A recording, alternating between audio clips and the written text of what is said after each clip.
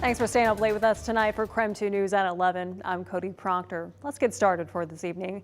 And by the way, you better get ready for it. It's looking like it could be another rainy Saturday morning. Meteorologist Michelle Bosch joining us now in the Weather Center with more on what we could expect in the coming hours. Michelle? Yeah, it does look like we'll have a chance for some wet weather on both parts of the weekend. For your Saturday, as we go to that weekend forecast, it looks like it'll be a better chance in the morning to be waking up with some rain. A few isolated showers possible late in the afternoon and early evening, but the bulk of it would be in the morning. Cool day, 56 degrees. Sunday will start off dry, but we have a chance for some thunderstorms late afternoon and early evening, but much warmer. High temperatures in the upper 60s to near 70. You can already see the wet weather starting to make its way into the west side of the state and parts of central Washington at this late hour. Currently, temperatures are in the 40s and 50s for the most part, 44 in Spokane, but chilly up north. Deer Park and Sandpoint getting down there in the 30s. They could see temperatures close to freezing tomorrow morning. Otherwise, here's a look at the next 12 hours here in Spokane. Rain moving in overnight and early tomorrow morning, and a cool day to start off your weekend. Michelle, thank you so much. And there is a lot going on in the inland Northwest this weekend, so here are 3 things you can do tomorrow. The first, the annual Sky Fest at Fairchild Air Force Base returns. The Airway Heights event is back after more than 2 years. The Thunderbirds, by the way, are the main event. Sky Fest runs both tomorrow and Sunday. Gates open at 9 in the morning. The second annual Asian American Native Hawaiian Pacific Islander Heritage Month celebration also returns tomorrow. The celebration runs from 1 in the afternoon until 8 in the evening at Riverfront Park in downtown Spokane. It'll feature cultural activities and live performances, including the Northwest Hula and Samoan Fire Knife dancers. Also making a return tomorrow after 2 years, the Junior Lilac Festival. The Rotary Club of Spokane's partnering with the Spokane Lilac Association to bring back this long-standing tradition. Tomorrow's parade starts at noon in downtown Spokane, and you'll also get the chance to see middle school bands, drill units, youth organizations, and other clubs. You might even see some of the city's mascot celebrities. Looking ahead tonight, Spokane residents may not be allowed to water their lawns every day this summer. The Spokane City Council's looking at ways to conserve water. KREM 2's Kyle Simchuk looks into the proposal and the possible fines.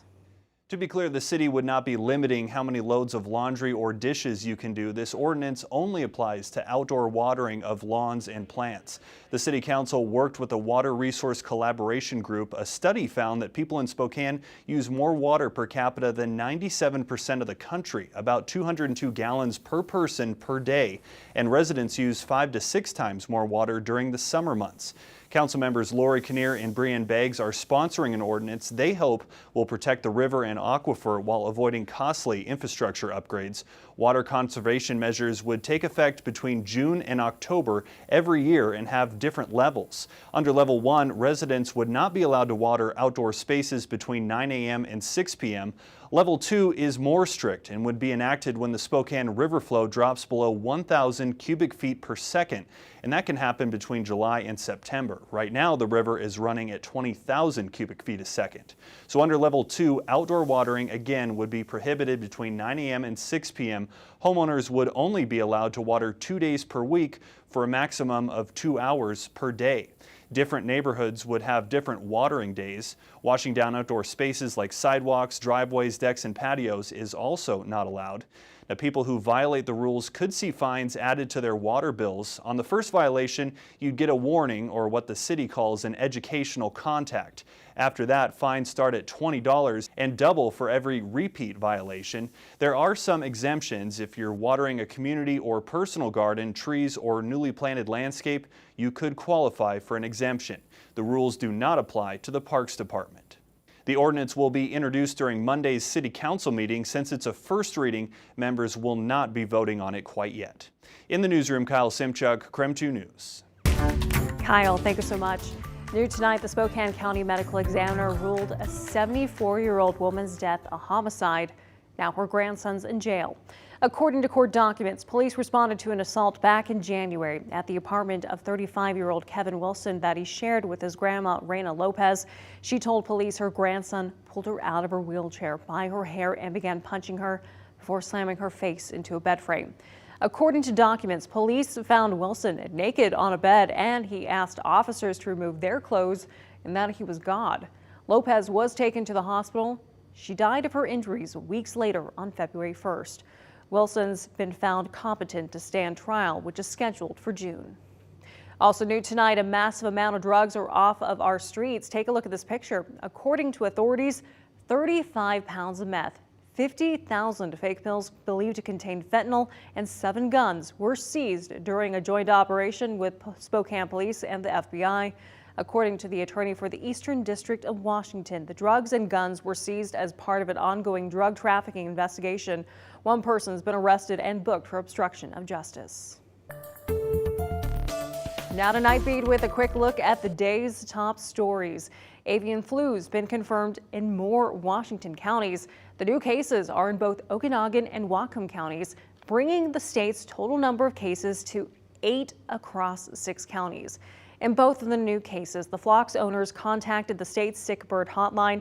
State officials say there's no immediate public health concern. New information regarding the Grant County bus crash that killed 1 person this morning. According to the Grant County Sheriff's Office, a retired school bus attempting to turn right hit a 2003 Chevrolet pickup. That pickup then hit another vehicle at a stop sign. The driver of the pickup wasn't pronounced dead at the scene, while the passengers in the hospital with serious injuries. The retired school bus was transporting 26 passengers who are farm workers. 1 passenger was hurt and taken to the hospital. Several others also reported minor injuries. The crash is currently under investigation. We now know more about last Friday's tornadoes in Spokane County. The National Weather Service rated both tornadoes at the lowest level at EF0.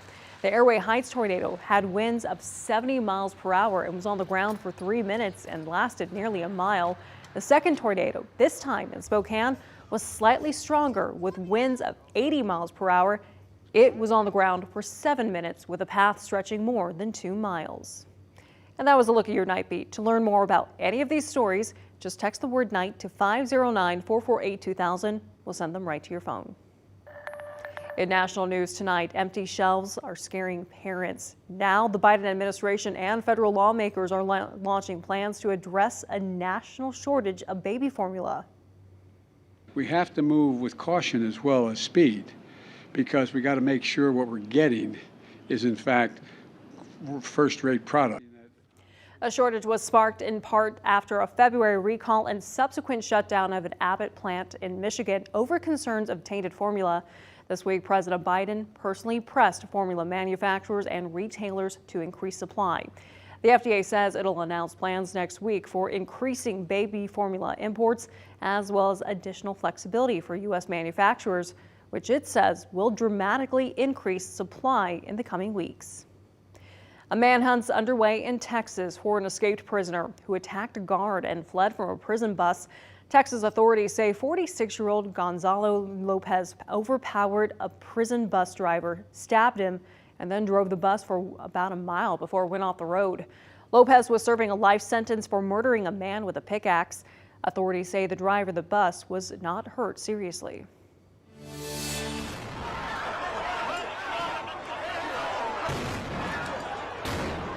The sounds of explosions at a funeral in Jerusalem today. Palestinian mourners and Israeli police clashed during the funeral of an Al Jazeera journalist who was killed on Wednesday. Mourners almost dropped the coffin as the funeral procession left the hospital. Police then charged the crowd back towards a hospital building. Stun grenades were also fired into the crowd. In the meantime, closer to home, Kootenai Health announced today they'll be temporarily closing their addiction recovery programs due to insufficient staffing. Kootenai Health says several factors played into the decision, including staff burnout from the pandemic and financial hardships. The behavioral health unit estimates it'll take approximately 1 year to fill all staffing vacancies. Well, Hayden's largest housing development finally gets underway years after it was approved. We take a closer look as part of our Boomtown series only on KREM 2. We're back in just 90 seconds.